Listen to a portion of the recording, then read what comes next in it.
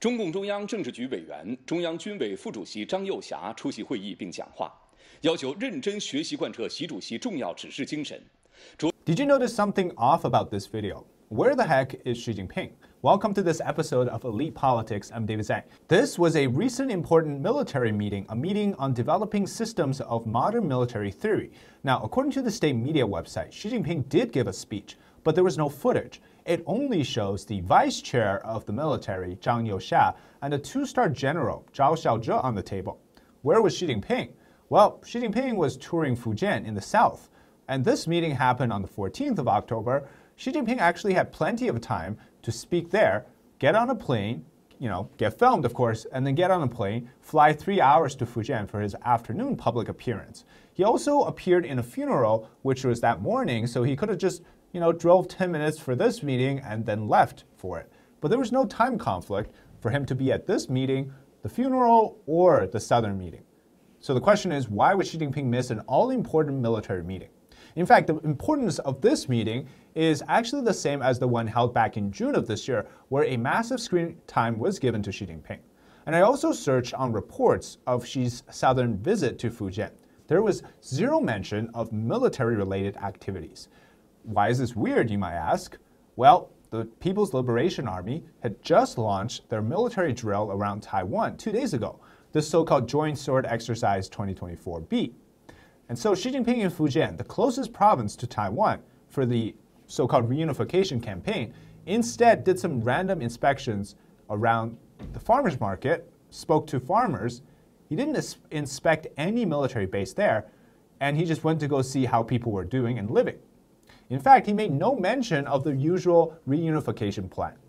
Now, this was a report from South China Morning Post. The report did not say where Xi started his trip in Fujian or when he was due to leave the province. Most domestic inspections by Xi usually features a stop at a local PLA division, but it is unclear if he had done so or planned to do so this trip. And I'll answer that question for you, South China Morning Post. It's very unusual for him to not do that and not get any public record of it.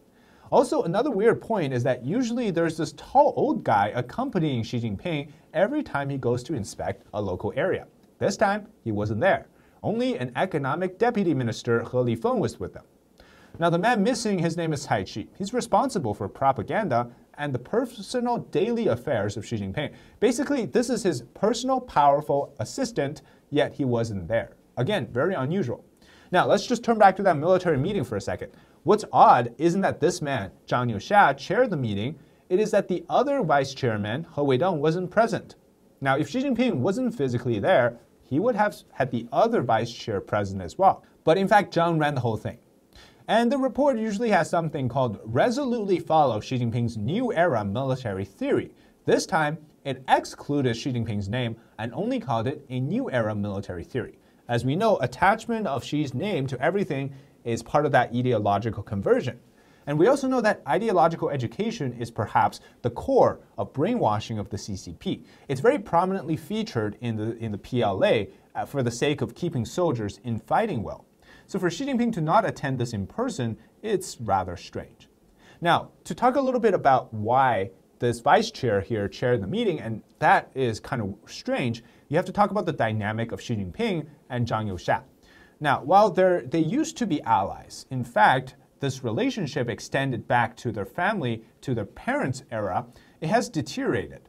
And even though Xi Jinping promoted him, what I'm seeing now is that it seems like Zhang has very much distanced himself from Xi Jinping. Part of the reason could be the recent military purge, and there's a lot of issues at play here. So what I'm really getting at is it seems to me that Xi's grip on military is off. Now, I don't usually make this type of conclusion until I, for certain, genuinely believe things are changing. So what exactly does that mean? Well, if Xi Jinping truly lost control of the military, he has effectively lost the right to rule for life. But that doesn't necessarily mean that he would just be removed from power. What it means is that when you lose the control of the military in the CCP, you could still have political power and party power, but it no longer matters as you don't have the final say. Because, when you have the weapons, you control the arms, you control the soldiers, you're really the one in power. So on paper, Xi Jinping, as he still has, is the control of the propaganda system, the party position, the political titles, right, as the general secretary, the president, and even still the chair of the military. But if he truly doesn't control it anymore, well, he really isn't. He's more like a puppet.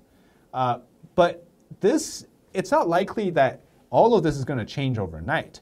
And what we might see is, from the indicators that I can tell, one of them is the personnel changes.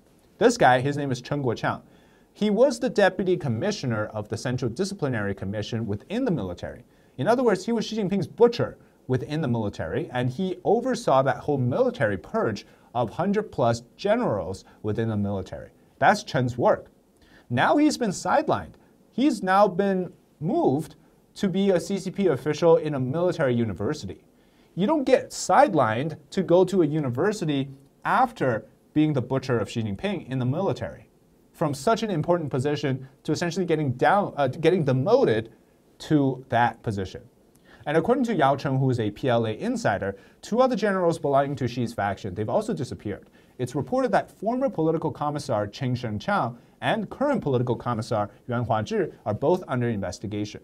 Now, there's also other types of information, pieces of the puzzle, to me, that suggest that the overall picture is shifting from Xi being in total control to him now losing a bit of that control.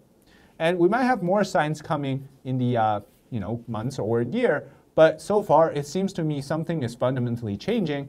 And yeah, mark my words. If you don't believe me or you have something else in mind, let me know in the comments and tell me your thoughts on this particular topic. And as always, thank you so much for watching. Like this video, subscribe to our channel if you haven't already. Until next time, bye-bye.